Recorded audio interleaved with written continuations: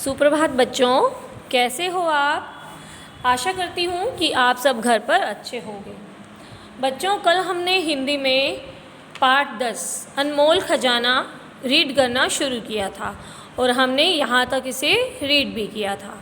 आज हम इसके आगे का पोर्शन रीड करेंगे। ओके, तो हमने क्या रीड किया था अनमोल खजाना में कि एक गांव में एक किसान था जिसका नाम श्याम था। वो बहुत आलसी और कामचोर था।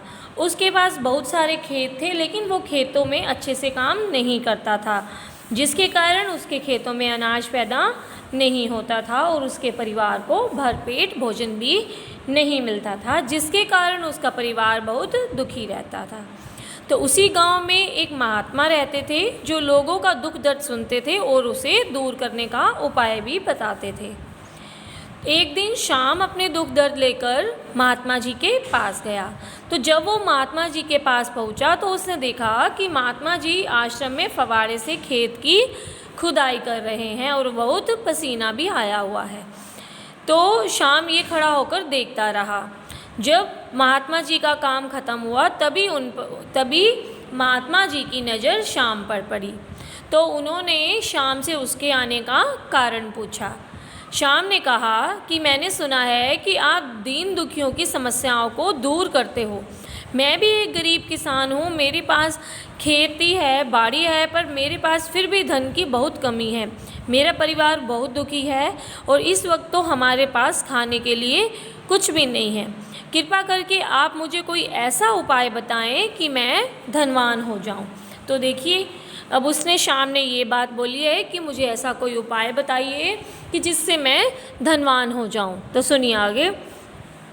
शाम की बात सुनकर महात्मा जी बोले, बेटा, तुम्हारे पास खेती बाड़ी है, तुम्हारे पास खजाना है, फिर भी तुम दुखी हो, यह आश्चर्य की बात है। महात्मा जी क्या कहते हैं कि देखो, तुम्हारे पास खेती बाड़ी है, तुम्हारे पास इतना बड़ा खजाना है। खजाना, महात्मा जी ने खजाना किसे बोला है ये अभी हम आगे पढ़ेंगे। तुम फिर भी दुखी हो, ये बहुत आश्चर्य की बात है। श्याम ने हैरान होते हुए कहा, मेरे पास खजाना है? कहाँ है वह खजाना? आप जल्दी मुझे बताइए, मैं आपका जीवन भर एहसान मानूंगा। महात्मा जी ने प्यार से श्याम के सिर पर हाथ फेरा और बोला, श्याम, खजाना तो तुम्हारे पास ही है, उसे सभी मेरी तरह ही देख रहे हैं। महात्मा जी की बात सुनकर श्याम परेशान हो उठा। वह खजाना पाने को उत्सुक था। महात्मा जी उसकी बात समझकर बोले, क्या तुम अपने खजाने को बेचना चाहते हो? मैं उसको खरीद सकता हूँ। श्याम प्रसन्न हो गया। उसने तुरंत कहा, महात्मा जी, मैं अपनी सभी वस्तुएं बेचने को तैयार हूँ। महात्मा जी ने कहा, मुझे तुम्हारी एक आँख की आवश्यकता है, इसके बदले में तुम्हें 20,000 रुपये दूंगा। श्याम घबरा गया और बोला, नहीं महाराज, एक आँख के बिना तो मैं काना हो जाऊंगा। महात्मा जी बोले, बेटा, तुम्हारे पास 2 आँखें हैं, 2 पैर, 2 हाथ पैर हैं। अपने अंगों की शक्ति को पहचानो। इस मूल्यवान शरीर से शक्ति के अनुसार कार्य करो।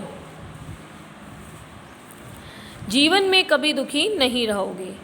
महात्मा जी ने किसे मूल्यवान वस्तु कहा है? हमारे शरीर को। हमें हमारे शरीर से उसकी आवश्यकता अनुसार काम लेना चाहिए। जीवन में कभी दुखी नहीं रहोगे। महात्मा जी की बात सुनकर श्याम की आंखें खुल गई। वह उनके चरणों में सिर झुकाकर बोला, महाराज, जैसा सुना था आपको वैसा ही पाया। आपने मुझे मेरा वास्तविक खजाना बता दिया। श्याम खुशी खुशी घर लौट आया और अपनी खेती बाड़ी में जी जान से जुट गया। इससे उसका आलस जाता रहा और दिन रात के परिश्रम से उसके खेत लहलहा उठे। श्याम के घर में अब खुशहाली आ गई थी। उसे वास्तव में खजाना मिल गया था।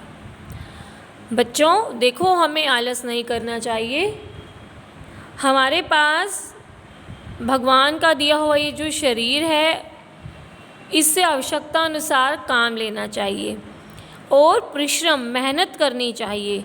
मेहनत करके ही हमें सब कुछ प्राप्त होता है।